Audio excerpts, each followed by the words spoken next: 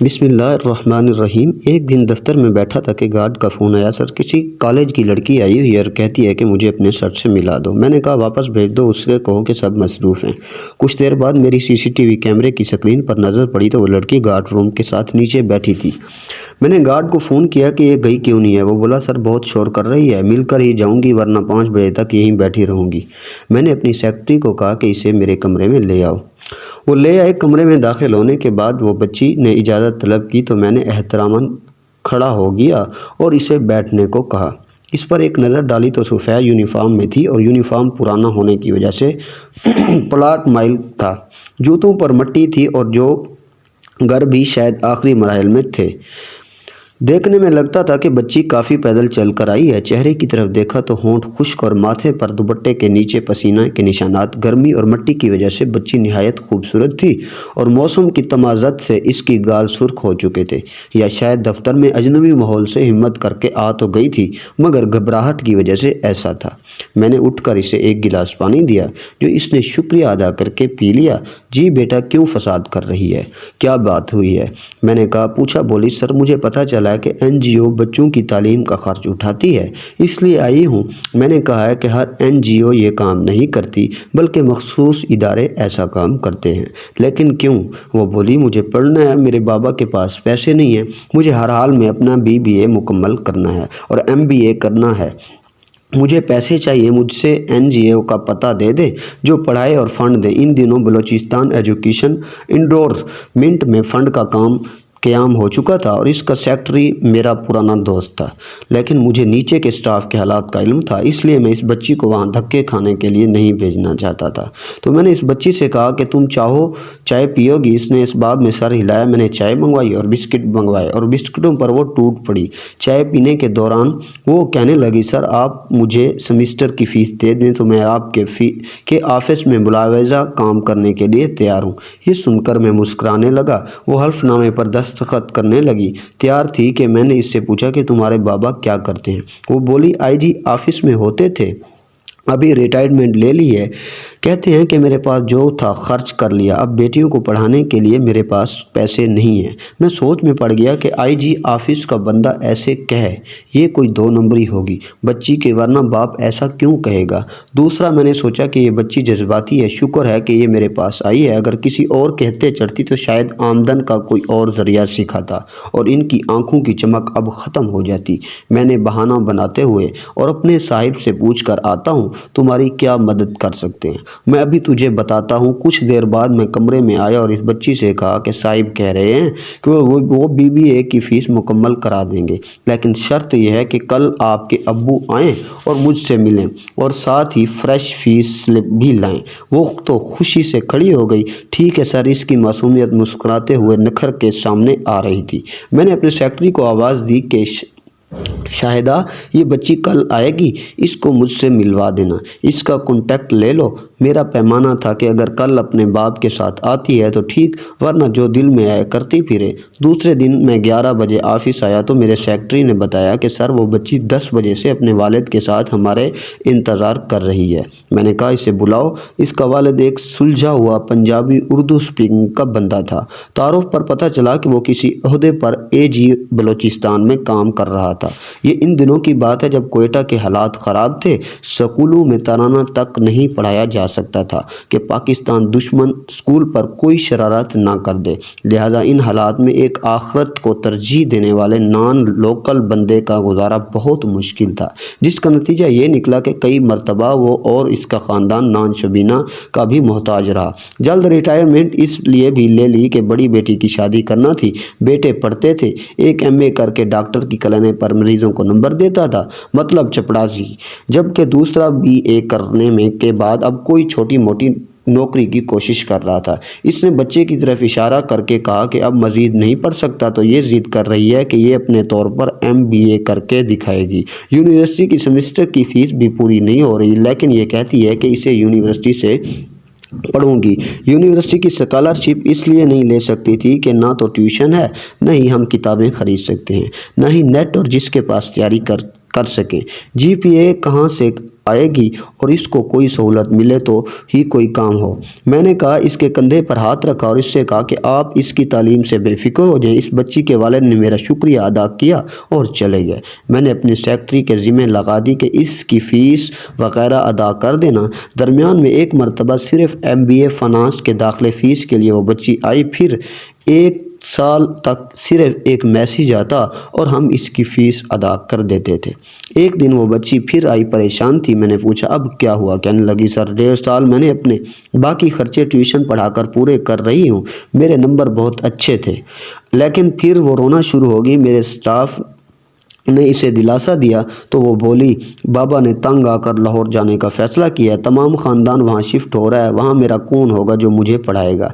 मैंने बाबा से कहा है कि मैं नहीं जाऊँगी, यहाँ हॉस्टल में रहूँगी। अब ना मेरे और ना ही बाबा के पास हॉस्टल के पैसे हैं, और वहाँ अगर मैं चली भी जाती हूँ तो ट्यूशन नहीं पढ़ा सकूँगी, क्योंकि यूनिवर्सिटी 9 से 5 है और बाहर जाते वक्त वापस आते रात हो जाएगी। मेरे पास सवारी भी नहीं है। आप मेरे हॉस्टल की फ़ीस भी देंगे? मैंने इसे खुश करने के लिए कहा कि शर्त पर दूंगा, जिससे ही तेरी नौकरी लगेगी मेरी तमाम फ़ीस हॉस्टल के पैसे वापस करोगी। वो बच्ची मान गई। मैंने इसके सर पर हाथ रखा, जब कहा कि तुम बेफिक्र हो जाओ।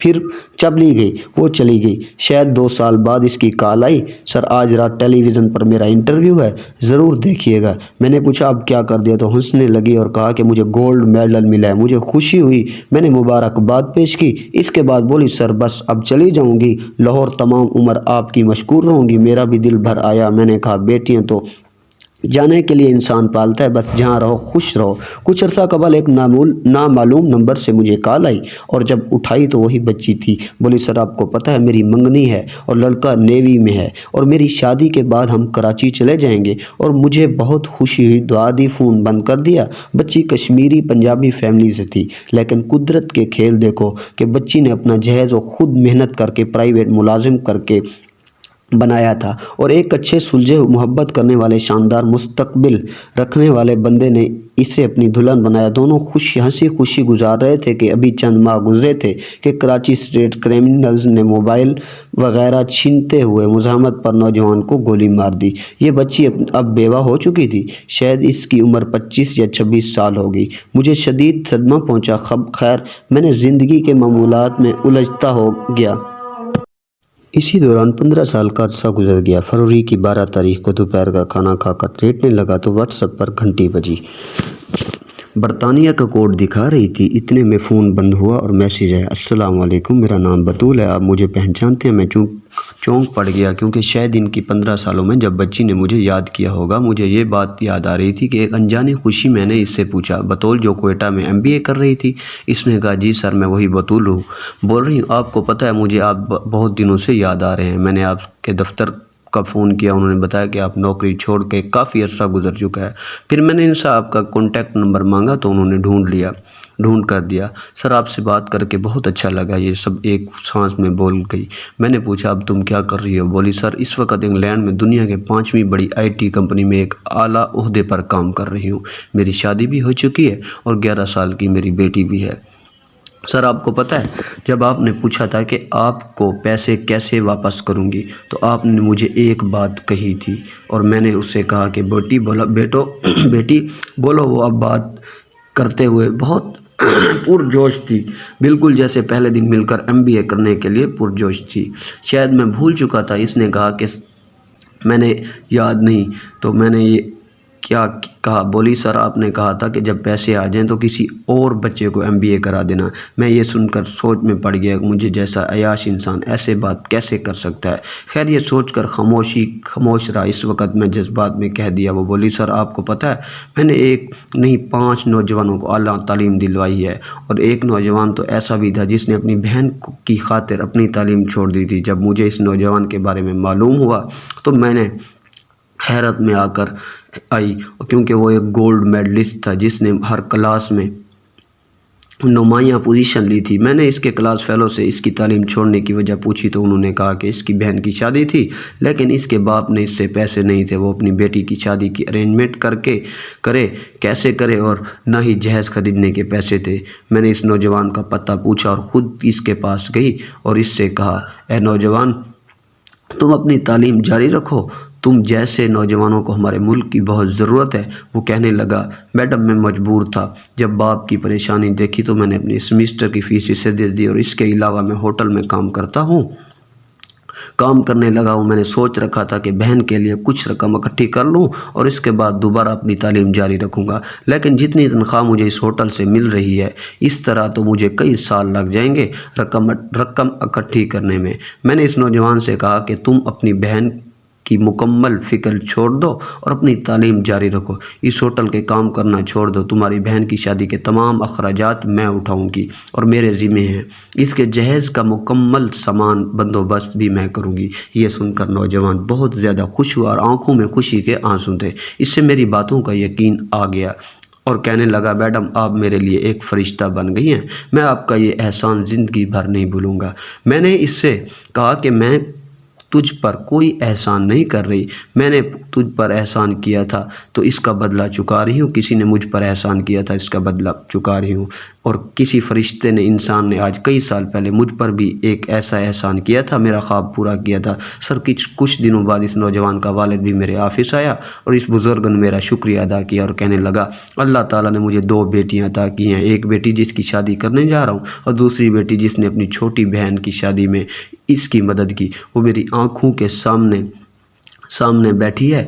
बुज़ुर्ग की आंखों में मेरे लिए प्यार और मोहब्बत और शफ़क़त देखकर मुझे अपने वालिद की याद आ गई और मैं इस नतीजे पर पहुंची कि दुनिया की बेहतरीन काम लोगों की मुश्किलात से कम करना और इनके काम आना है। सर मैंने इन 5 नौजवानों की तालीम का ज़िम्मा उठाया और इन्हें IT सेक्टर में आगे पढ़ने में मदद की, और सर मैं हमेशा आपकी मशकूर रहूँगी।